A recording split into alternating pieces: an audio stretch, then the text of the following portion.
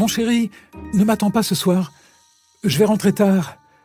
J'ai un pot de départ avec les collègues. » Elle a tout sauté et elle a fini sa phrase très bas, en marmonnant. Elle a toujours peur que sa voix la trahisse.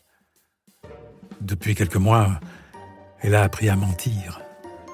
Elle donne le moins d'informations possible et au dernier moment, pour limiter les questions. Et surtout, elle évite de croiser son regard. Pourtant, elle aime son mari. Ce n'est pas la question. Ce qu'elle cherche, c'est casser la routine, retrouver les fameux papillons dans le ventre et le frisson. Les rendez-vous pris en chuchotant, les messages effacés aussitôt reçus, la voiture qu'elle gare dans les petites allées, l'hôtel médiocre en périphérie de la ville où elle espère ne croiser personne, ni amis, ni collègues, ni famille, ni mari. Podcast Story. 18h30. Habituellement, elle est chez elle. Assise sur le rebord du lit, elle réfléchit. Si ses enfants la voyaient, que penseraient-ils ? Mais son amant entre dans la chambre. Il ne parle pas. Il est marié lui aussi. Il s'approche. Il plonge ses yeux ténébreux dans les siens. Elle renverse sa gorge. Il lui mordille la jugulaire. Les remords tombent avec sa robe. Il se serre contre elle et il dégrafe son soutien-gorge. Elle se sent désirée. Elle se sent belle. Elle se sent libre. Elle croit qu'elle a 20 ans. Et qu'elle est amoureuse. Alors oui, elle est infidèle, mais tant qu'elle ne se fait pas prendre, ça ne fait de mal à personne, n'est-ce pas ? Nous sommes infidèles. C'est le site spécialisé dans l'adultère Glidden qui le dit. 46% des hommes, 38% des femmes. Chiffre en constante augmentation. Mais ce terme d'infidèle, d'où vient-il ? On peut remonter au Moyen-Âge. À cette époque, les Templiers, ordonnés par l'Église, revêtaient des toges blanches brodées de croix écarlates. Armés jusqu'aux dents, ces moines soldats partaient en croisade. Ils parcouraient des milliers de kilomètres pour libérer Jérusalem. Ils mettaient la Terre Sainte à feu et à sang. Ils massacraient des Juifs, des musulmans, des infidèles. Ce mot-là sonne comme une condamnation. D'ailleurs, en latin, infidelis est celui qui n'a pas la foi. C'est le non-baptisé ou celui qui a renié son Dieu. En bref, celui qui mérite le fer, le bûcher et la damnation éternelle. De quoi faire trembler les coupables. Comment un terme aussi impitoyable a-t-il pu se glisser jusqu'au doux glossaire de l'amour ? Aujourd'hui, si l'on ouvre le dictionnaire, on lit que l'infidèle est celui qui ne respecte pas ses engagements et notamment ses promesses d'exclusivité amoureuse et sexuelle. Très bien. Mais cette définition ne précise pas ce que l'on entend par exclusivité. Est-ce que coucher sans aimer, c'est tromper ? Embrasser ? Regarder le menu ? Liker des photos ? Fantasmer sur des films pornographiques ? Comme le demandait élégamment Ardisson, est-ce que sucer, c'est tromper ? L'exclusivité s'interprète de différentes manières. Et il y a peut-être autant d'infidèles qu'il y a de jaloux. L'un semble définir l'autre. Et si l'engagement amoureux était une base bancale, propice à toutes sortes de malentendus ? Pourtant, c'est une histoire ancienne, très ancienne. Elle date de l'Ancien Testament. Quand Moïse révélait au monde les 10 commandements, dont le fameux « Tu ne convoiteras point la femme de ton prochain, ni son bœuf, ni son âne, ni aucune chose qui appartienne à ton prochain. » L'infidélité était alors une simple affaire de violation de propriété et c'était gravé dans la pierre par Dieu lui-même. L'infidélité n'était pas acceptée par nos ancêtres, ni par les Égyptiens, ni par les Romains, ni par les Grecs de l'époque antique. Au XVIIIe siècle, à la cour du roi, l'esprit était plus large, plus moderne. Les libertins considéraient l'amour comme une croyance gothique ridicule qu'il fallait profaner. séduire des femmes naïves et cocufier leurs maris. Mais ce comportement léger n'était permis qu'à l'aristocratie.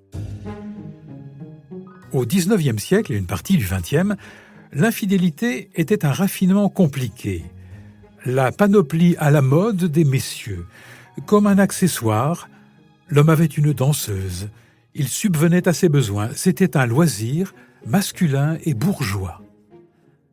Si l'infidélité n'est pas tolérée, en revanche, elle est banale, elle est commune.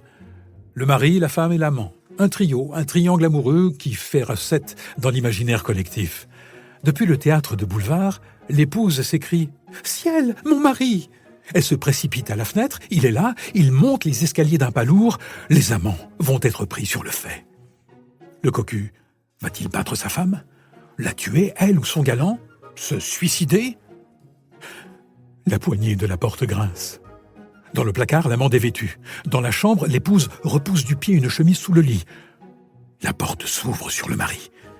Le spectateur hurle d'un rire jaune et nerveux. Il connaît trop cette scène. Au fond, il tremble. Mais pour qui?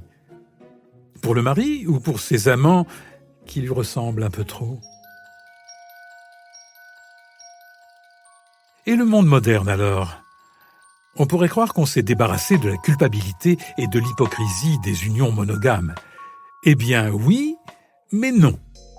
Certes, le nombre de mariages catholiques est en baisse depuis une dizaine d'années, passant de 88 000 en 2008 à 45 000 en 2019. La fameuse phrase « jusqu'à ce que la mort nous sépare » semble en effrayer plus d'un. Tout mariage confondu, en comptant les mariages civils et toutes les religions, on passe de 400 000 à 230 000. Donc on se marie moins, mais on s'engage toujours. On a remplacé le mariage par une notion plus large et floue. Marié, pacsé ou amoureux de quelques semaines, on parle maintenant de couple. Le couple est le nouveau mariage et donc la nouvelle injonction à la fidélité. Et voilà le monde moderne qui navigue en eau trouble. Tiraillé entre un esprit conservateur et libéral, entre crédulité et scepticisme. Les magazines, notamment féminins, titrent aussi bien « Des signes qui montrent qu'il vous trompe » que « La monogamie est-elle contre nature ?» Des millions d'amoureux éconduits se réfugient dans le rayon développement personnel des librairies pour engloutir des livres aux titres comme des pommades. L'infidélité, pourquoi ça arrive? Comment s'en remettre? Faut-il pardonner? Pouvoir pardonner l'infidélité du conjoint, votre plus belle preuve d'amour. Le modèle de l'amour exclusif demeure un idéal et il faut y accéder. À tout prix?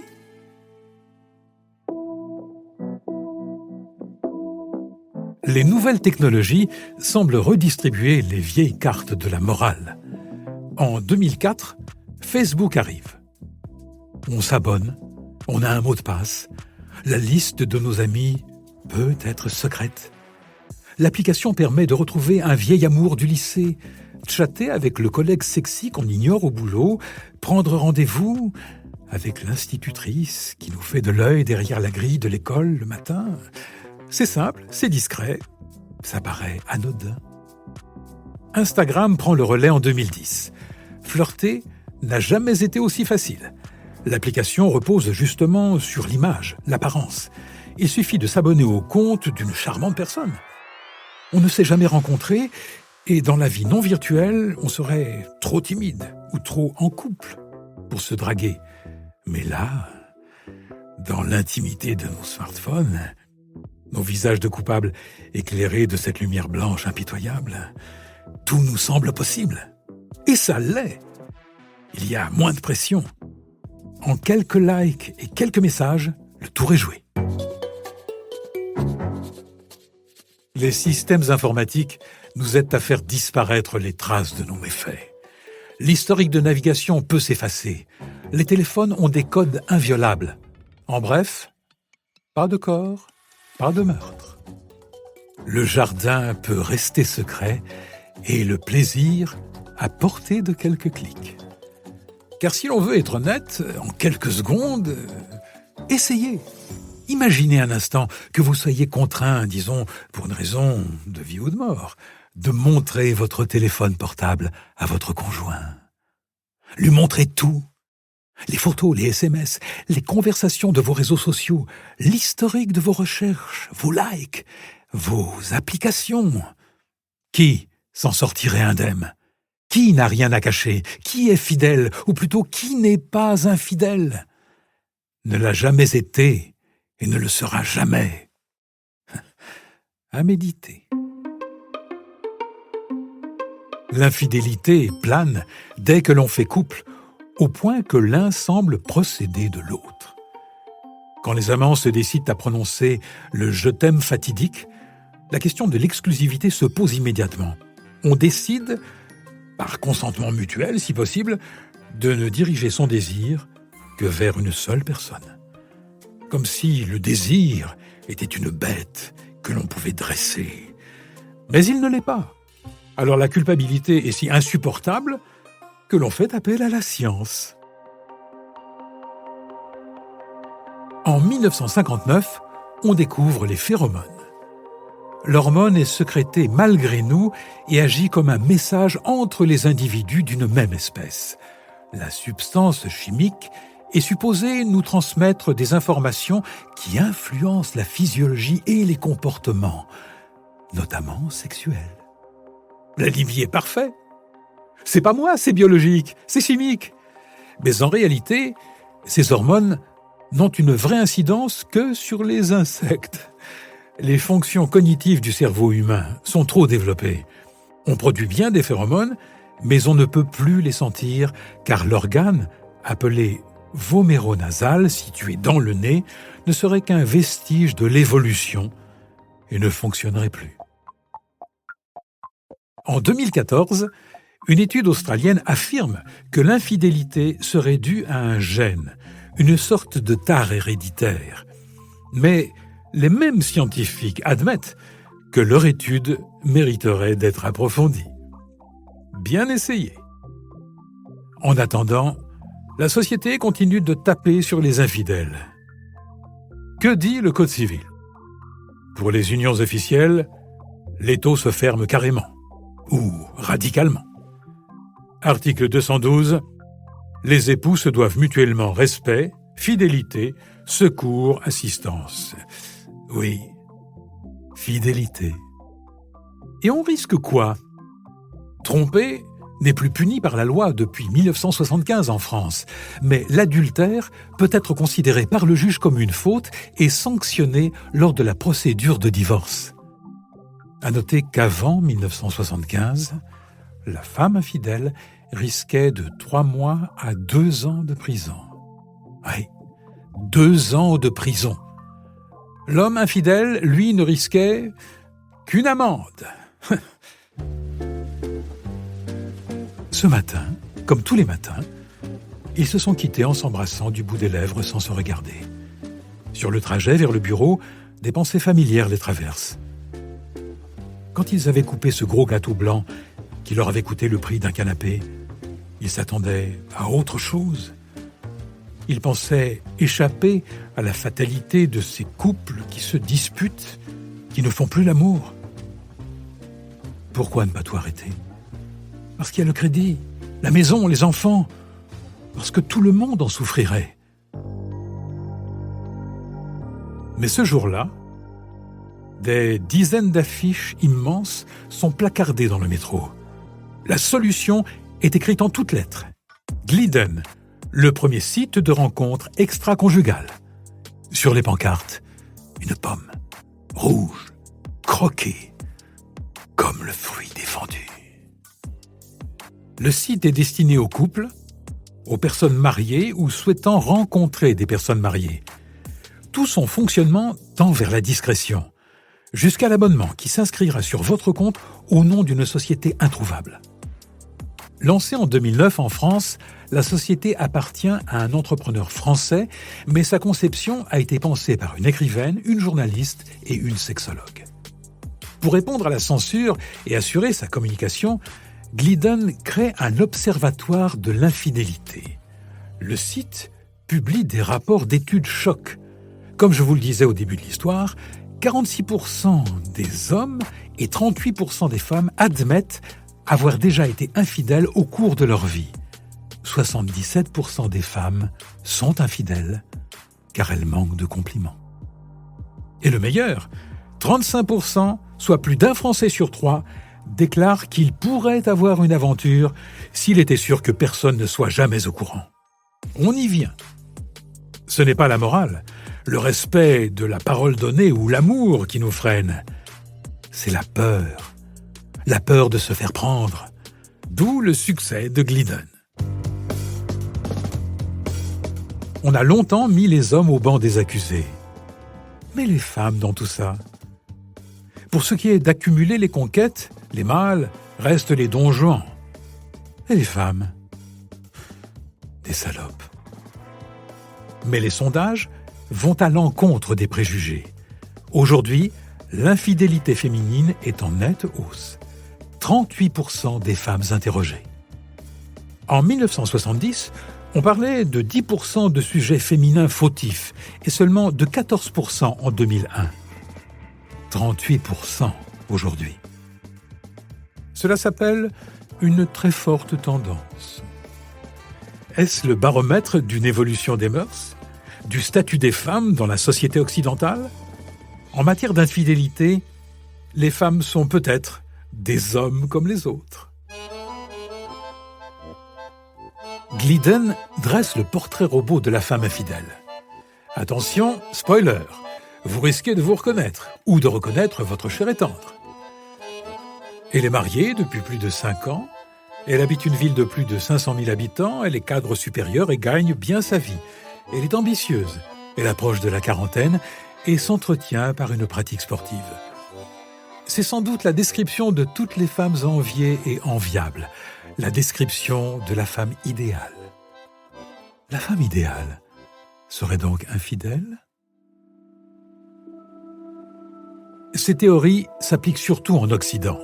À Taïwan, par exemple, ou aux Philippines, l'adultère est passible d'emprisonnement. La loi s'applique aux deux sexes, mais la femme, vivant à la charge de son mari, n'envisagera même pas de le poursuivre. Dans les pays où la charia est appliquée, comme l'Arabie saoudite, l'Iran ou l'Afghanistan, l'adultère est un crime qui soumet à une amende, à l'emprisonnement et dans certains cas à la peine de mort. Cette législation est le plus souvent tournée contre les femmes victimes de viol. Étonnamment, même si dans les faits le caractère criminel est surtout symbolique, l'adultère est encore illégal dans 21 États des États-Unis. On parle du pays de la liberté. En 1990, un vieux concept refait surface. Il avait été inventé au XIXe siècle par l'utopiste Charles Fourier, qui parlait d'amour multiple. À la fin du XXe, il entre dans le jargon amoureux sous le nom de polyamour.